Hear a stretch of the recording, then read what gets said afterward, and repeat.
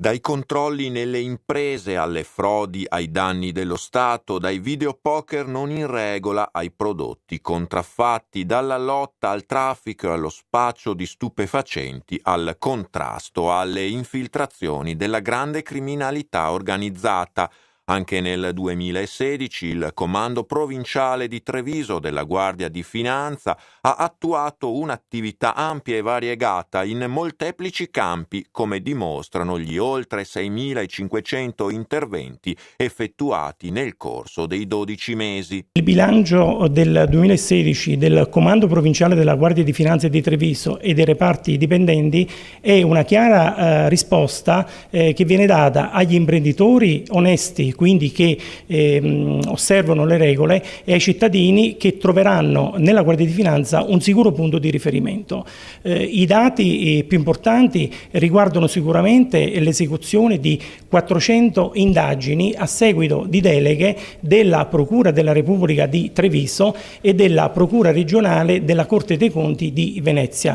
In particolare si tratta di indagini complesse che hanno riguardato sia la scoperta di reati fiscali, tra cui un'importante frode carosello caratterizzata dalla presenza di società cartiere inesistenti, privi di qualsiasi struttura societaria e di impianto contabile, create nell'occasione per emettere fatture per operazioni inesistenti. Nel caso in esame si trattava di una serie di società che avevano emesso una mole enorme di fatture per oltre 100 milioni di euro, e deleghe comunque dalla Procura regionale della Corte dei Conti riguardante comunque il corretto impiego di risorse pubbliche.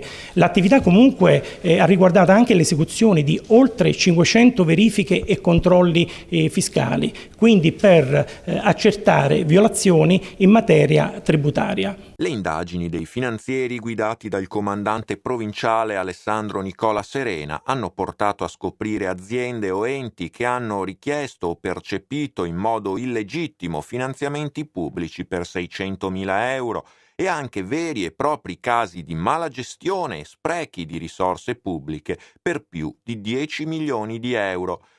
Senza contare i furbetti del ticket sanitario, 129 controlli hanno smascherato punte di irregolarità, ovvero di chi beneficiava di esenzioni senza averne diritto, del 70%. Tra le truffe ai danni dell'erario pubblico, anche slot machine, videopoker e altre apparecchiature elettroniche per il gioco d'azzardo non collegate alla rete del monopolio, così da eludere gli obbligatori versamenti.